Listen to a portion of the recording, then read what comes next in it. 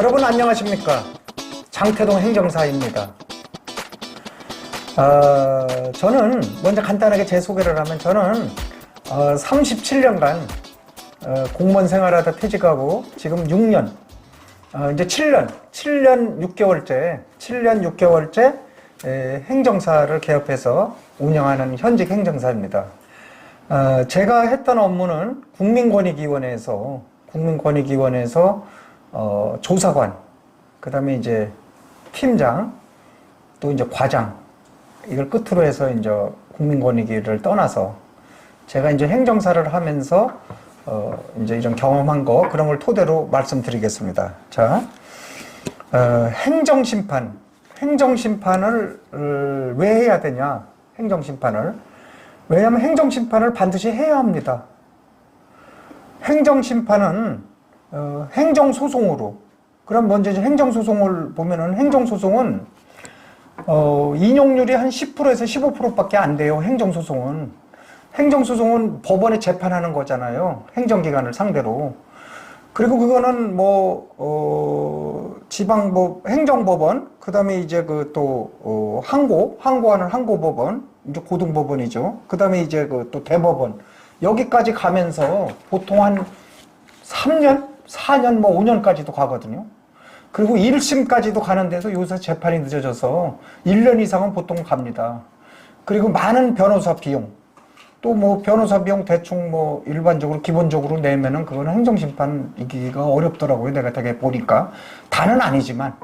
예. 그래서 행정심판은 이런 것을 이제 보완해 줄 수 있는 그런 작용이거든요.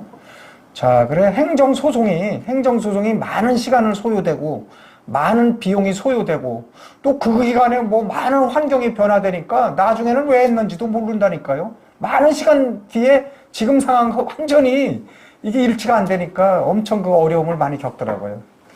그런데 행정심판은 행정심판법에 의해서 딱 단심제예요. 그런데 이제 행정심판은 행정심판위원회에서 직접 결정해서 그냥 끝나는 거예요, 다. 그거는 한 번 내가 이겼다. 청구인이, 이제 민원인이 청구인이죠. 청구인이 한 번 딱 해서 행정심판에서 인용을 받았다. 이겼다 그러면은 딱 단심제예요. 한 번에 끝나요. 그리고 행정기관은 그걸 무조건 100% 수용해야 돼요. 100% 수용 안 하면은 행정심판위원회에서 직접 그 명령을 내릴 수 있다니까요. 직접 행정처분을 할 수 있어요. 그래서 행정소송보다 행정심판을 해야 된다. 그래서 행정심판을 하고 나서 그 다음에 여기서도 또 억울하고 그러면은 행정소송으로 가면은 행정소송 하기 전에 행정심판 과정에서 많은 자료와 그런 상대방의 그런 논리를 많이 제가 정보를 취득할 수 있어요. 그래서 그거로 갖고서 행정소송을 하면은 법원에 가서 재판을 하면은 훨씬 더 승소율을 높일 수 있다. 이런 거 이제 안 해보면 몰라요. 제가 이제 행정심판을 하기까지 보면은 많은 자료가 축적이 됩니다.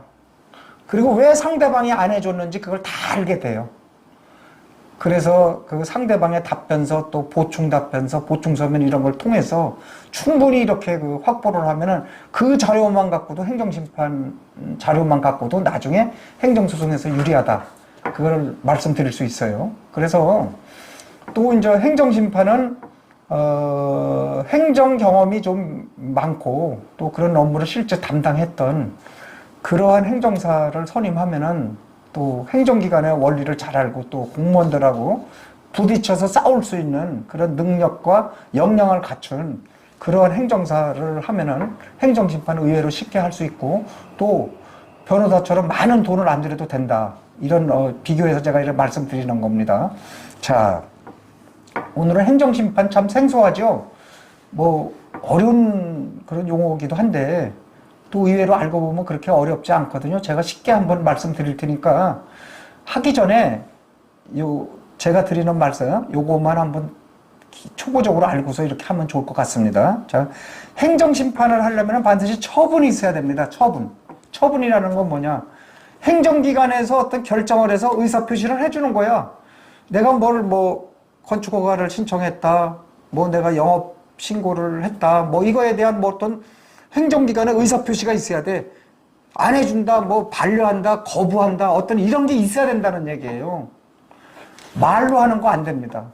공무원이 뭐 이거 안 된다고 했습니다. 그거 갖고 행정심판 못해요. 그거는. 뭐 어디 있어요?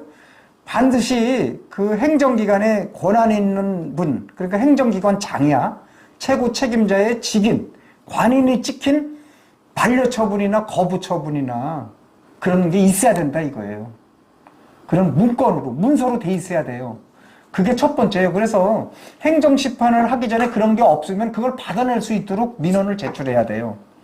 행정기관에. 그게 선행이 돼야 된다. 그렇게 말씀드릴 수 있어요. 그러면 처분을 반드시 받아야 된다. 그건 그 정도면 알면 되고요. 법에는 행정청이 행하는 구체적 사실에 관한 법 집행으로서의 공권력의 행사 또는 그 거부, 그 밖의 이에 준하는 행정작용을 말한다. 이거 몰라요. 이거 무슨 말인지. 실제 문서로서 거부받은 공문으로 통보를 받아야 된다. 그걸 가지고 하는 거다. 그 얘기예요. 그런데 이제 거기서 부작이라고 하는 게 있어요. 민원을 내고 아무리 해달라고 했는데 해주지도 않고 그냥 답변도 없다. 그러면 행정심판 못하느냐? 그거는 행정심판 할 수 있어요, 또. 그건 부작이라고 하거든요. 아무 일도 안 하는 게 부작이 아닙니까? 그래서 부작이를, 이행해달라. 그 일을 해달라. 이런 또 행정심판이 돼요. 그게 되고. 그 다음에 이제 또, 무효를 다투는 게 있어요. 걔들이 뭐 예를 들어서 뭐 기초지자체에 세무과장이 지방세를 부과해야 되는데, 재산세를 부과해야 되는데, 예를 들어서 뭐 지적과장이 부과했다. 뭐 건설과장이 부과했다. 그거 무효잖아요, 당연히. 그래도 그게 일단은 효력이 있다니까요. 그래도 효력이 있어. 그거를 무효다, 그거를. 그렇게 확인을 받아야 돼. 그래서 행정심판은 어떤 처분을 했을 때 그걸 취소해달라 또는 변경해달라 하는 게 있고, 취소행정심판. 그 다음에, 안 해주는 거야, 일을. 공문도 안 해주고, 공문도 안 주고, 일도 안 하고. 그게 부작위. 그래서 그걸 이행해달라. 빨리 해달라, 이거. 그 다음에 세 번째는 아예 그거는 무효다. 그 무효인 심판. 그래서 이 세 가지로 구분이 돼요. 그래서 왜 이거를 구분해야 되냐? 다 틀려요, 요건이. 취소 심판은 90일 이내에 해야 돼요, 반드시. 그 처분을 받은 날로부터. 공문을 안 된다고 공문을 받은 날로부터 90일 이내에 해야 되지만, 무효 확인 심판이라든지 부작위 이행 심판 청구, 그 두 가지는 90일 적용도 안 받고 처분이 없어도 되는 거예요. 행정처분이. 자, 그러니까 그거를 구분해야 되고, 제목에도 그렇게 써야 된다니까. 제목에도 그렇게 반드시 써야 돼요. 뭐 영업정지 거부처분, 영업정지 거부하겠죠. 영업정지 반려처분, 뭐 건축인허가 반려처분 취소 행정심판 청구 이렇게 가는 거예요. 심판 청구, 취소 심판 청구 이렇게 제목도 그렇게 써야 돼. 취소인지 무효인지 불이행인지 부작인지 그렇게 반드시 써야 돼요. 자, 그렇게 이제 말씀드리고요. 그 다음에 행정심판을 어디다 내야 되냐? 이것도 막 엄청 복잡해요. 막 한 장에 한 장. 이렇게 할 거 없고, 행정심판위원회는 두 군데가 있다. 한 군데는 중앙행정심판위원회. 제가 근무했던 국민권익위 안에 중앙행정심판위원회가 있어요. 행정심판국이 있고, 중앙행정심판위원회. 그 다음에 각 광역자치단체죠. 시도. 뭐 부산광역시, 인천광역시, 뭐 충청북도, 뭐 이런 큰 광역시. 여기 있고, 중앙행정심판위원회 있고, 행정심판이 이거 두 개만 있다고 이해하면 돼요. 뭐 기타 특별행정심판위원회인데 그거는 오늘 몰라도 돼요. 중앙행정심판위원회는 누가 내느냐? 국가기관이 있어요. 국가기관이 있다니까요. 지방자치단체 기관이 있고, 이렇게 보면은 우체국 같은 데 국가기관이죠. 병무청 국가기관이죠. 뭐 국토유지, 뭐 개발, 국토건설청 뭐 이런 데 있고, 지방환경청 이런 데 있죠. 하여간 국가기관의 산하인 거. 그거는 다 중앙행정심판위원회로 해야 돼요. 아무리 조그마한 기관이라고 하더라도.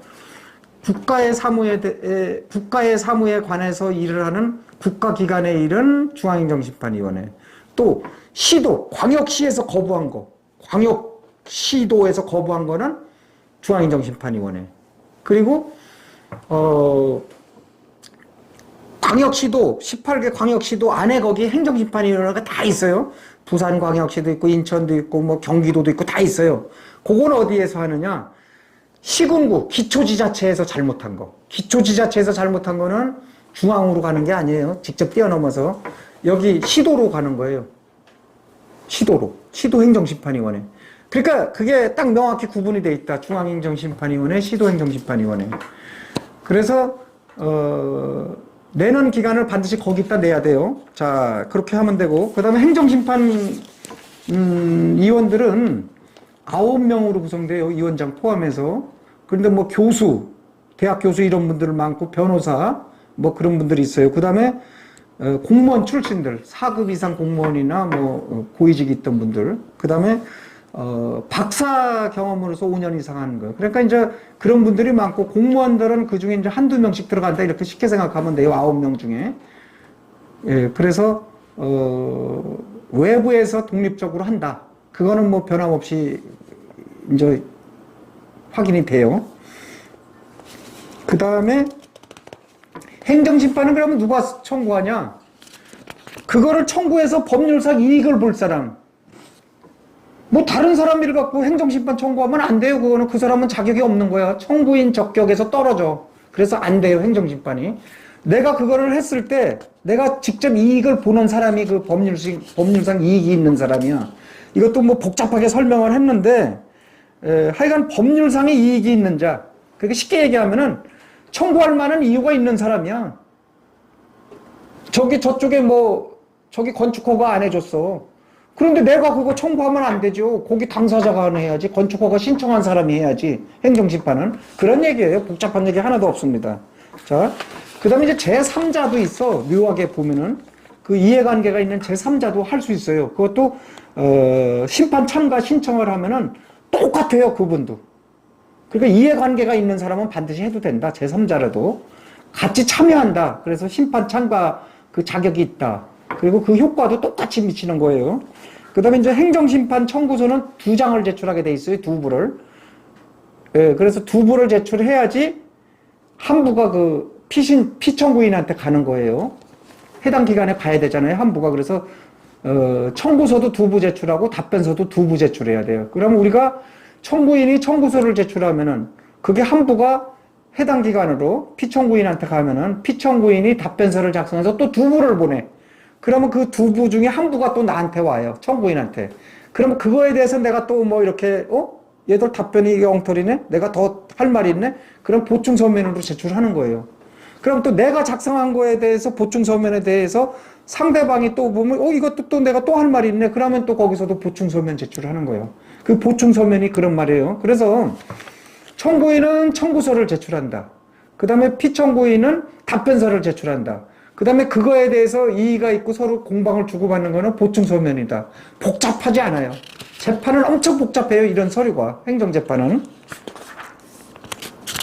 자, 그리고 행정심판서에서는 가장 중요한 게 여러 가지를 기재하게 돼 있는데, 당사자가 꼭 청구를 해야 돼요. 청구를 해야 되는데, 중요한 것은 심판 청구와 취지와 이유를 잘 거기를 기재해야 된다. 심판 이유를 막 그냥 그냥 우리 이야기하듯 뭐 이렇게 막 편안하게 이렇게 기재하면 안 돼요. 아주 간단 명료하면서도 법률적인 딱 근거가 있고 또 내가 그러한 증거를 다 제시를 해야 돼요. 예, 법률적으로 딱 몇 조 몇 항에 의해서 이렇게 해야 된다. 이래 놓고 그거에 따른 증거를 제출해야 된다는 얘기예요. 그래서 행정심판의 취지와 이유를 잘 작성하기 위해서 전문가의 도움을 받아야 된다는 얘기예요. 그래서 행정기관에 오래 경험하고 그러한 행정 능력과 그것을 반박할 수 있는 충분한 법률적인 그런 지식과 또 행정적인 그런 체제, 행정 시스템, 그리고 그 과정에서 뭐를 잘못 처리했는지 그런 거를 잡아낼 수 있는 그러한 능력 있는 그런 그 전문가를 이제 섭외해서 이렇게 하면은 좋을 것 같아요. 그 다음에 이제 중요한 게 있어요. 뭐 영업정지나 뭐 이렇게 허가 취소 이런 거 뭐 여러 가지 그런 게 있어요. 그런 거는 그 집행정지 신청도 같이 하는 거예요. 법률도 왜 그 가처분 신청 내잖아요. 뭐 효력정지 가처분 신청. 그거하고 똑같아요. 근데 집행정지 신청을 내는 거예요. 그럼 내가 청소년에게 그 담배를 팔았다. 그러면 2개월 영업정지죠. 그러고 술도 팔아도 아마 2개월 영업정지로 알고 있어요. 그러면 영업정지 받으면 엄청나게 지금 피해가 많잖아. 그런데 난 억울한 거야, 그게. 뭐, 실제 그렇게 안 했는데, 어떻게 뭐, 올감이 씌워서 내가 그래 됐다. 그러면 다퉈봐야 되잖아. 행정심판 가서. 그 다툴 때까지 2개월 문 닫잖아요. 그러니까 그거를 일단 효력을 정지해달라. 2개월 처분을, 집행을 정지를 좀 해달라. 그래서 같이 신청하는 겁니다. 그러니까 행정심판할 때 본청구서를 같이 내야 돼요. 행정심판 청구서를 내고, 그 다음에 집행정지 신청서를 같이 내야 돼요. 그러면 이 집행정지는 따로 떼어서, 대개 10일 이내에 이렇게 결정을 해줘요. 그래서 집행정지 신청은 다 안 받아들여져요. 인용을 안 해주는데, 특별하게 인용해주는 거는, 거의 인용해주는 거는 뭐냐. 영업정지 처분, 뭐 허가 취소, 어떤 중대하고, 만약에 회복 불가능하다, 지금 이거를 집행정지 안 시키면은, 미래에 회복 불가능한 손해들이 있잖아요. 내가 갑자기 자격정지가 됐다. 그러면 그거로 인해서 엄청나게 피해되는 거예요. 그런데 나중에 알고 보니까, 나중에 따져보니까 억울하다. 그러면은 이미 다 이제 끝난 거 아닙니까? 그러니까 그걸 막기 위해서 직결적인 효력으로다가 인정해주는 게 이게 집행정지 신청이다. 그런데 그것만 내면 안 되고 행정심판 청구서와 같이 내야 된다. 그래서 이제 이런 거는 전문가의 도움을 받아서 그렇게 내는 게 좋겠죠. 자, 그럼 이제 많은 부분 될 것 같아요. 그래서 행정심판을 할 때는 되게 서면 심리로 하거든요. 심리가 뭐냐, 이제 이렇게 결정도 하고, 뭐, 이렇게 또 최종 결정하는 것도 있고, 중간에 또 심의도 할 수 있고, 이런 전체적으로 심리라고 하는데요. 이제 마지막 결정하는 거는 재결 심리라고 그래요. 그 심리 기일을 정한다. 그거는 이제 재결일자를 얘기하는 겁니다. 그때 정부인이 내가 참석해야 되겠다. 그래서 꼭 할 말을 하겠다. 그러면 구술심리 신청서를 제출해야 돼요. 그러면 거기서 이제 제출하면은 거기서 이제 자기들이 상의해서 이거는 참석시켜야 되겠다 하면은 하는 거고, 이거는 서면 심리만 가능하지, 서면 심리로다가 그냥 서류로다만 심사하고 말겠다. 그러면 참석 못 하는 거예요. 그렇게 다 결정을 또 보내야 돼, 본인한테. 신청을 하면 그거에 대해서 된다, 안 된다 하는 결정을 받아서 하는 거예요. 자, 그 다음에 이제 행정심판은 어떻게 하냐. 3가지로 결정이 되는 거예요. 최종 재결할 때. 재결하는데 지금 60일 이내에 재결하고 돼 있고, 한 달 동안 필요하면은 연장할 수 있게 되는데, 90일 내에 행정심판 재결 받기 어려워요, 실제. 많이 밀려 있어요. 중앙행정심판위원회는 막 몇십 건씩 밀려 있다라고 그러더라고요. 시도 광역 행정심판위원회도 많이 밀려 있고, 그래서 너무 많이 밀려 있다 보니까 아무리 열심히 해도 최소한 3개월은 능기 걸린다. 그렇게 여러분들 이해하면 돼요. 그리고 심판 청구에서 이제 결정은 어떻게 되냐. 3가지. 각하되는 게 있어요. 이게 쉬우면서도 어려운 얘기인데, 각하라는 거는 이 적법하지 아니하다. 그 청구 자체가. 예를 들어서 기간을 90일 이내에 해야 되는데, 행정심판은 90일 이내에 해야 되거든요. 처분을 받은 지. 90하루만 지나도 안 되는 거예요, 그런 건. 그래서 그걸 불변기일이라고 하는데, 그래서는 안 된다. 예, 그래서 어떤 자격이 안 되는 사람이 했다, 또. 이해관계가 없거나, 그거에 대한 법률상 이익이 없는 사람이 자격이 없다고 그랬죠. 그런 분들이 했거나, 여러 가지가 있겠죠. 또, 행정심판 깜도 안 되는 그런 처분이 없었다. 그냥 단순한 어떤 민원 회신이다. 그런 건 또 행정심판이 안 되는 거예요. 그런 거는 각하입니다. 각하는 이렇게 따지지도 않고 그냥 이건 잘못했다. 법적으로. 이래서 집어치우는 거예요. 쉽게 얘기해서. 그 다음에 2번째는, 청구인 얘기가 상당히 이유가 있네. 이유가 있다고 인정할 때 하는 게 청구인 손을 들어주는 게 인용이라고 그래요. 인용재결. 그 다음에 그 청구인이 이유가 없다. 기각시키는 거예요. 그래서 행정심판은 각하가 있고 인용이 있고 기각이 있다. 그래서 보통 이제 인용률이 얼마나 되느냐. 중앙행정심판위원회는 제가 보기에는 한 20% 내외? 예, 그 정도 되는 것 같아요. 그 다음에 이제 지방자치단체에 있는 그 행정심판위원회는 인용률이 좀 많이 차이가 나는데, 좀 좋은 데는 한 30%, 35%, 그 다음 낮은 데는 한 20%? 요 정도 되는 것 같습니다.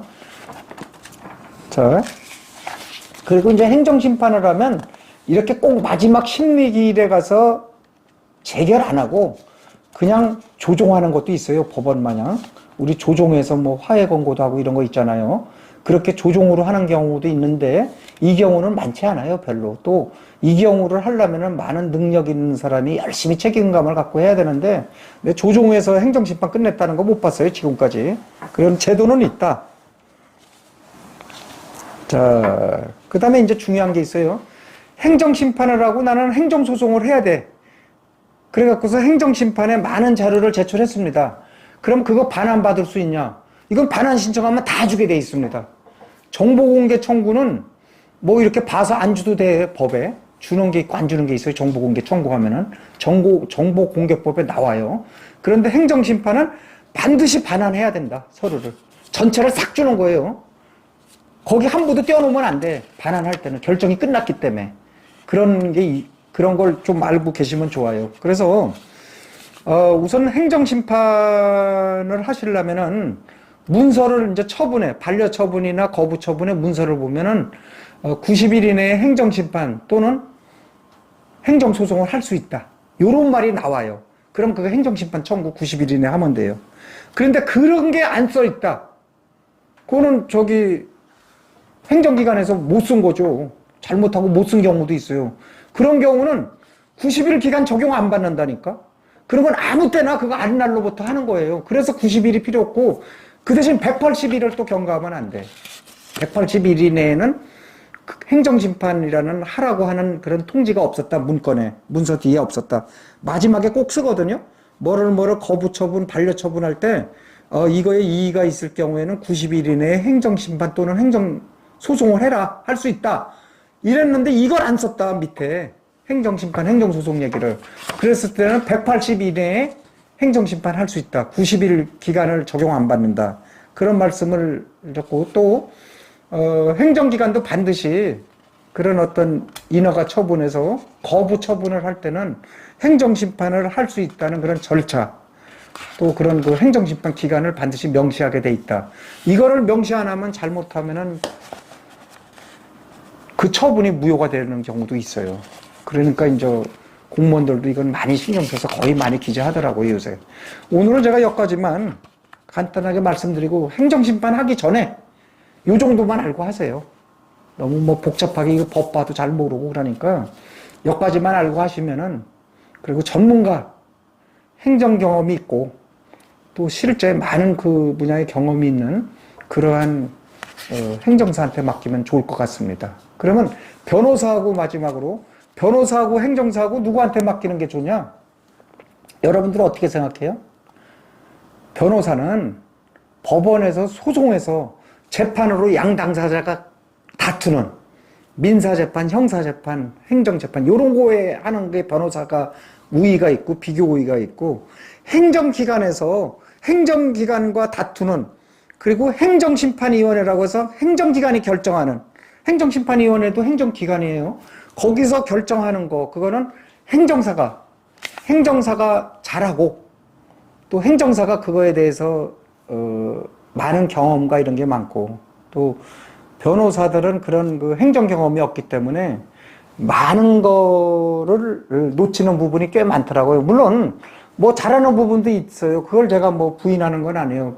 그럼에도 불구하고 행정심판은 행정심판의 경험이 많은 그런 공무원으로서 특히 그 분야에 오래 종사한 그런 분들이 있다면 더 좋겠죠. 그런 분들한테 맡기면 여러분들 일이 슬슬 풀릴 수 있다. 또 반드시 행정심판을 하고서 행정소송을 하는 게 여러모로 이득이 된다. 많은 자료가 축적되고 행정심판 과정에서 그리고 행정심판에서 만약에 그게 인용돼서 받아들여진다면은 단심제로 끝난다. 그래서 내 모든 어려움이 단순간에 완전히 해결된다. 그렇게 말씀드리면서 오늘 간단하게 말씀드리겠습니다. 여기까지 경청해 주셔서 대단히 감사합니다.